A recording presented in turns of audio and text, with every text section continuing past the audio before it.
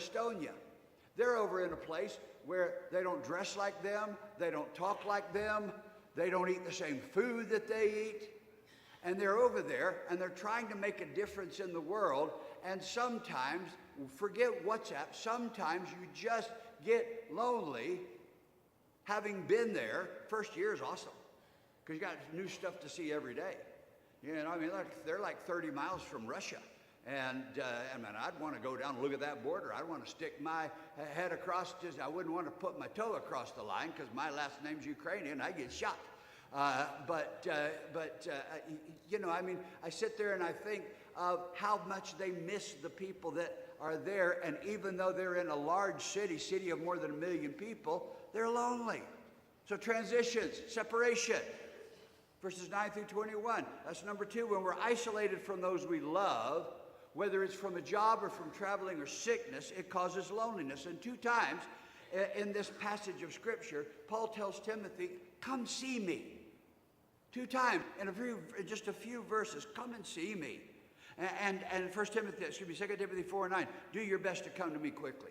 2 Timothy 4:21, do your best to get here before winter. And in this passage, he names some of the friends he misses very much and tells us where they are. Demas has fallen away from the church, and Crescens has gone to Galatia, and Titus is in Dalmatia, and Erastus is in Corinth, and Trophimus is in Miletus, and they're his running buddies.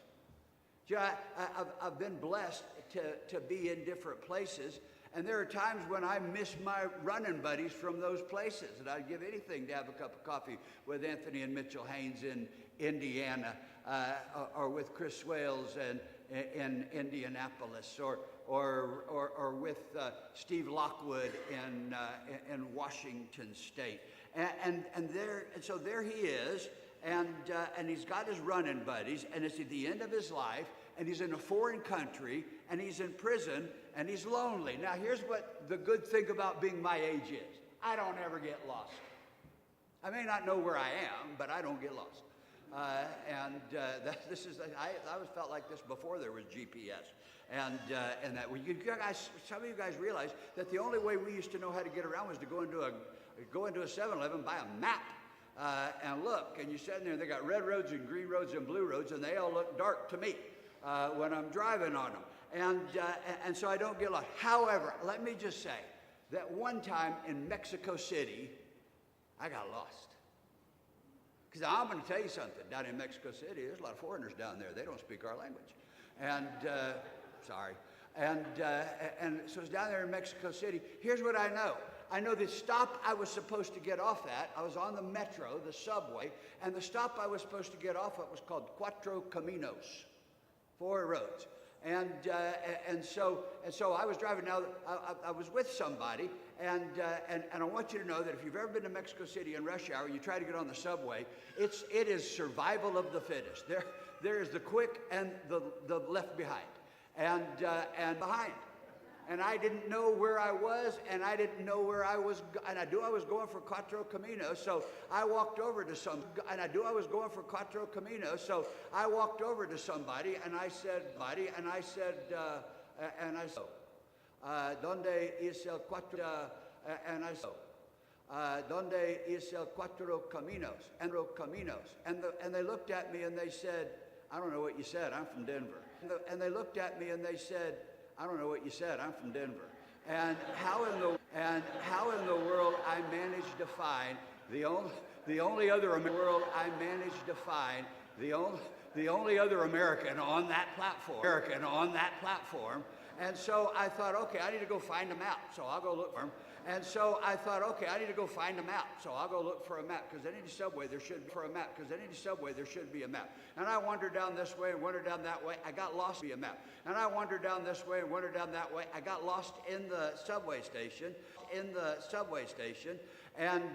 came to us, and finally came to some train tracks, but it wasn't the same train tracks I'd been on. It wasn't the same train tracks I'd been on. It was another set of train tracks that was going another set of train tracks that was going a different direction. And I think they're color coded, a different direction. And I think they're color coded. I was looking for blue, and these were I was looking for blue, and these were yellow. And then a train come, and I thought, yellow. And then a train come, and I thought, I may as well get on and see what happens. May as well get on and see what happens. And I wasn't going to leave the station because you'd have to buy another ticket to get back in. And so I got on this other. I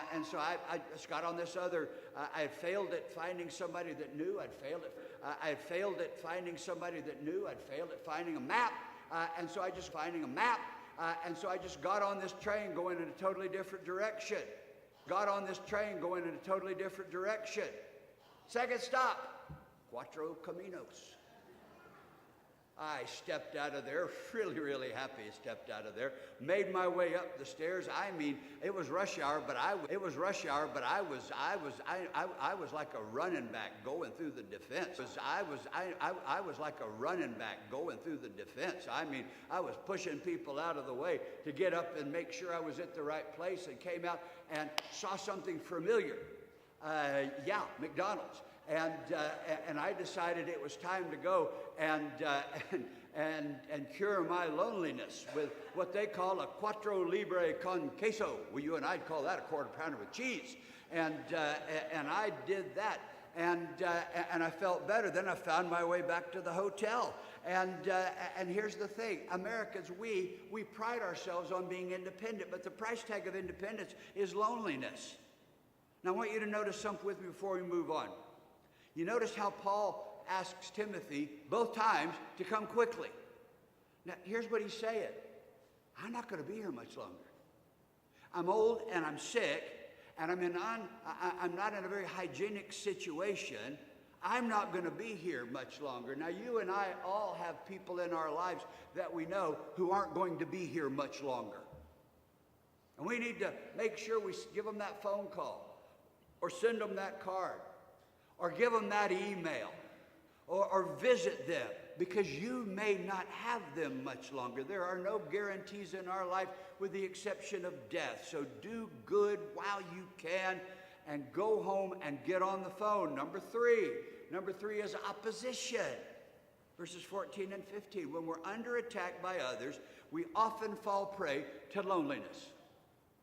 There are so many amazing things about being your preacher. There are so amazing things about getting to serve the Lord and getting paid for it. One of the not so great things is that every now and then you get crossways with somebody. And I'm going to tell you, if somebody wants to, they can put a target on your back and make your life miserable. And in this passage, we read about a guy named Alexander.